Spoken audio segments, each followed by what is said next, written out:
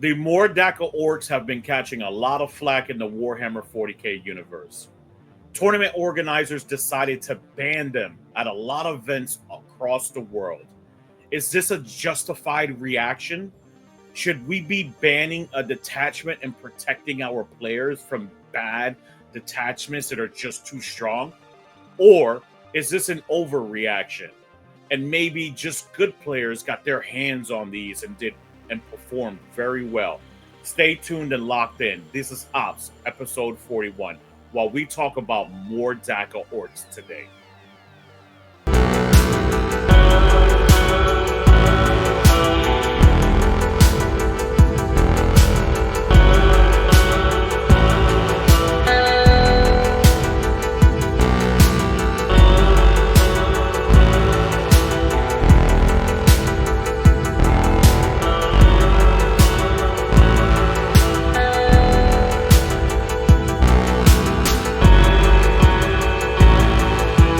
All right, so let's continue on where these are being banned at. So one of them in Illinois is actually a good tournament organizer that I know as well, has banned the More Dakka Orks itself from all of his events, his GT and his team event, I want to say as well. I know he hasn't put out that information as of yet. Now, to continue on my opinion, right? As a tournament organizer, I will not be banning this at my events. I have my own opinions on it and I'll run through them later on. But currently, a lot of tournament organizers are just trying to protect their player base, right? Trying to protect the participants that actually go to their events. And so they don't have a bad experience. And if you've always heard me before and heard me say it before, right? I want everyone to have a great experience when it comes to coming to my events. And I understand exactly what this tournament organizer is coming from. Now, in no way, shape, or form am I slighting or belittling or putting any other tournament organizer down that is doing this currently. I think there's a right place, there's a right meta, there's a right situation to kind of do this. It's a 50-50 toss-up, to be quite honest with you, in a lot of situations, because you go one direction, people are going to hate you. You go the other direction, people are going to hate you, and then they can love you in either way as well, right? So you end up not making everyone happy at the end of the day.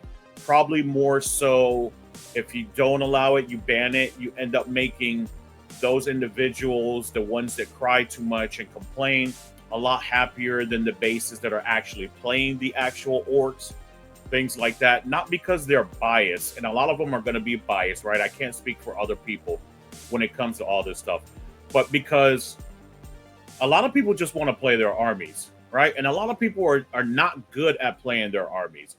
There might be some guy out there who's just getting into orcs, wants to play competitively, wants to throw this on the table for the very first time and start performing well, because playing competitively and feeling that competitive itch throughout the game and you're feeling like you're winning and things like that, it's a great feeling, right?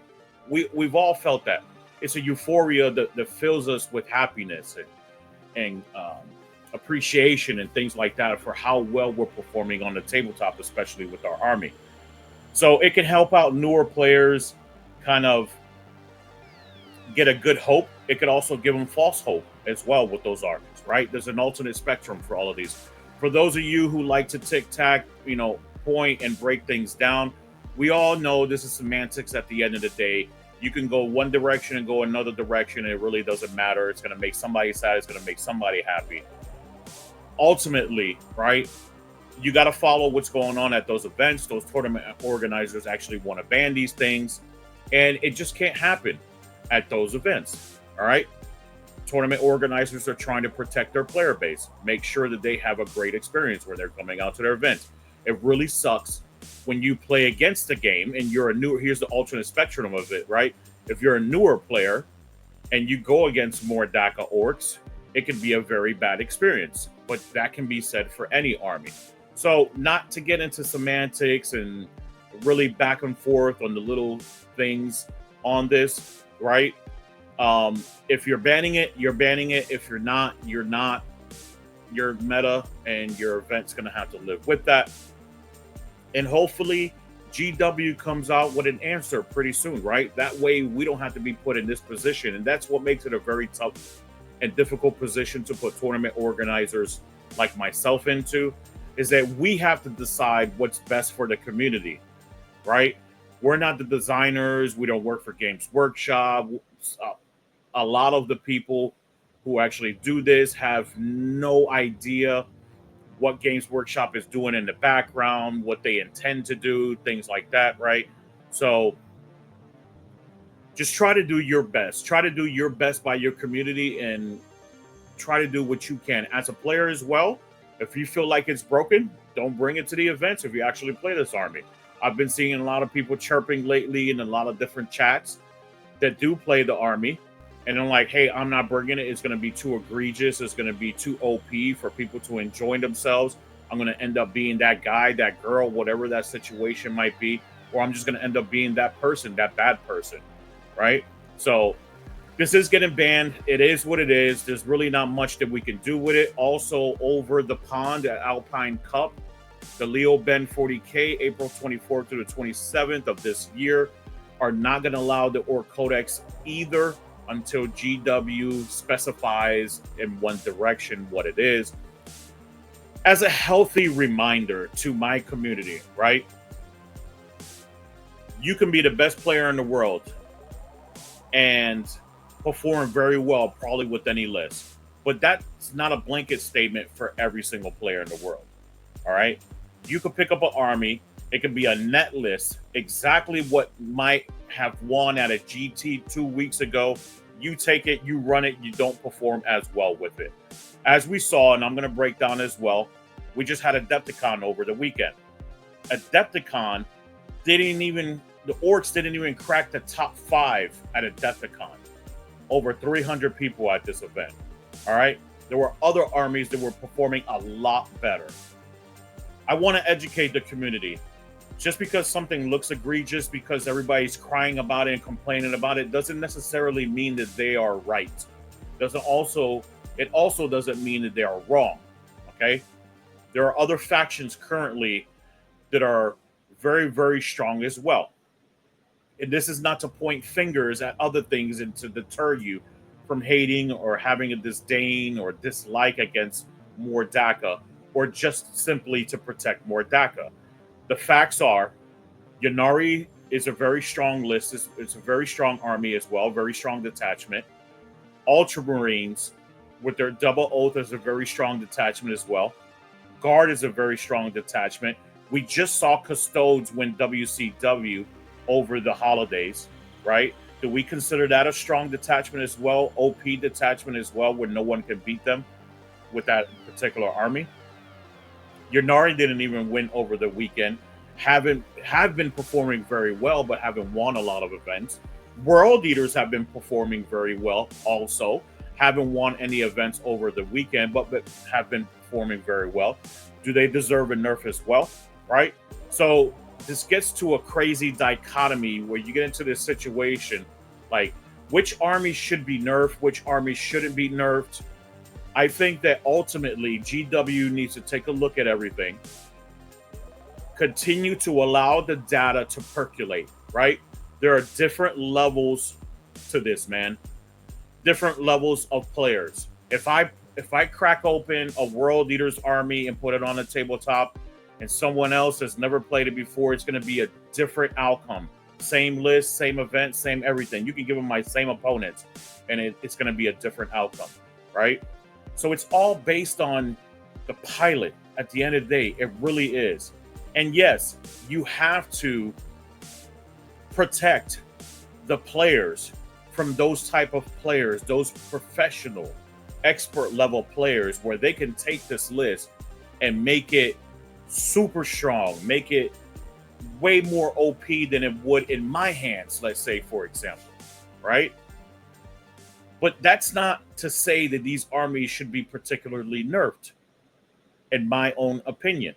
Just because someone who is very strong in the game runs this army is doing well doesn't mean that that army should be nerfed immediately.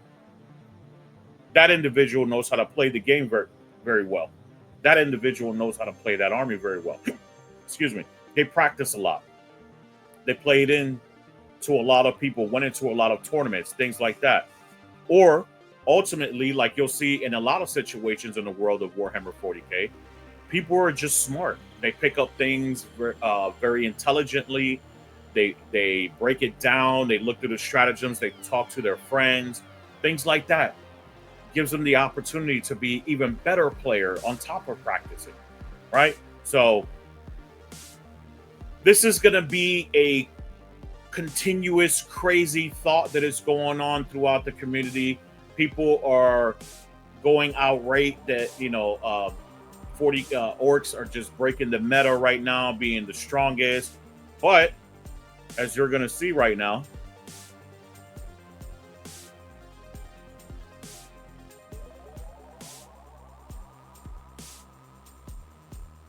this was Adepticon 2025 over the weekend. Conan Jennings ended up winning from Gem Ward Gaming with Space Marines Astartes. He actually had a Ultra Fist list, right? It was all yellow, it looked like Imperial Fist. He was actually using Rogue Adorn. Watched this entire game, watched just about all of his games on the stream. Performed very, very well. Congratulations to him for winning Adepticon. But this is another faction. Does this need to be nerfed as well, right? Space Marines have been very powerful, have very powerful rules. A lot of people have been running them. A lot of people have been running Space Marines and not performing to this level. But you put it in the right hand, the right pilot, and they start ending up performing higher than they should, right? We're getting to a situation in a world of Warhammer 40K that armies are being nerfed only in the powerful hands, but then they become very subpar in novice hands, right? And we don't want to get into that situation where they're just better in some hands and just trash in others. All right. We also had Eldari, which was the Yanari, come in second place, who ended up losing to Conan by 2 points in the last round, or 9 points in the last round. I thought it was 2 points. They might have a points discrepancy at the end by the time I logged out. Also, congratulations to Robin Roberts. I know this individual is a tournament organizer as well, with his Genestealer calls for coming in third place. Congratulations to that man. He's always doing tons of events. Congratulations once again to Robin Roberts.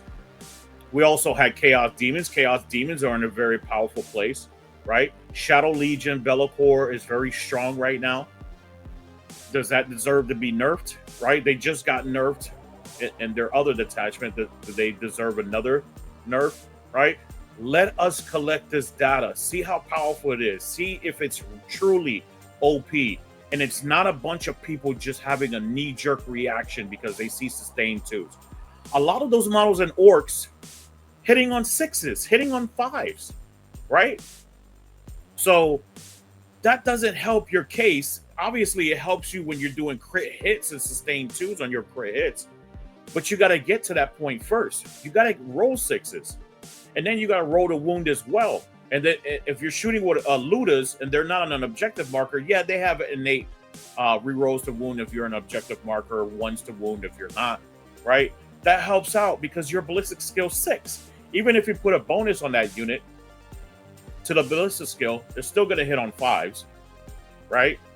Still only hitting on 5s. So statistically, for you to even hit, it's going to be challenging. Yes, when you do hit with those 6s, you're going to get a bucket load of additional dice on top of it. 6 hits turns into 18 hits, which is ridiculous, right? Which is very strong.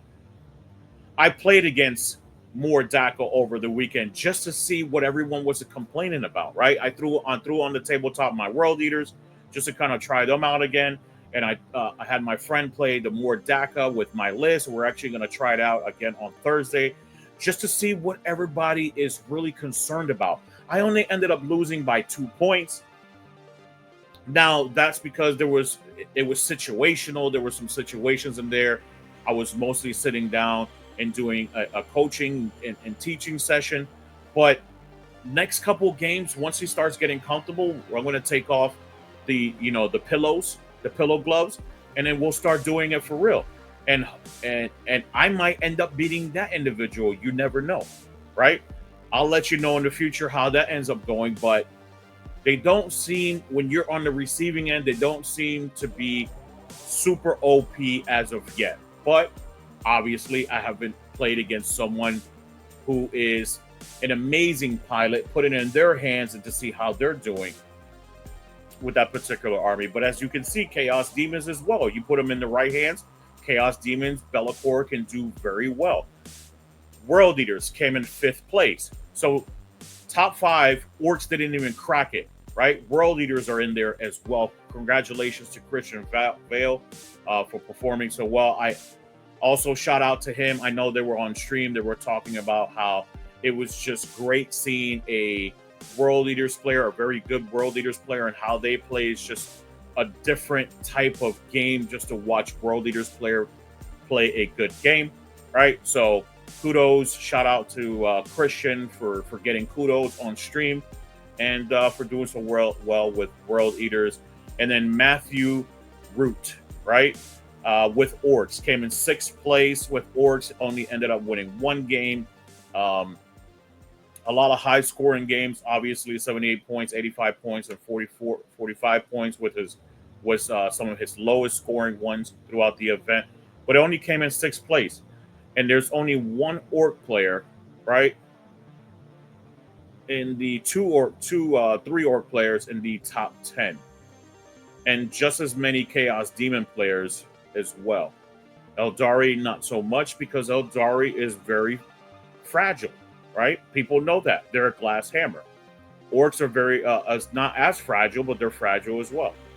So, very nice to see everyone at Adepticon. Congratulations to all the winners. But I just wanted to show you real quick that Orks didn't even crack the top 5. Does that mean that it's not OP? Does that mean that the right pilot didn't take the army to Adepticon? We shall continue to see more data throughout the weeks, right? I ran a GT. They didn't even crack the top 39. More Dakka Orks. There's a lot of data that's going on out there. Right hands, right opportunity, right event, they're potentially going to perform well. So if tournament organizers are banning it, they're doing what they need to do to protect their community, and I completely understand that.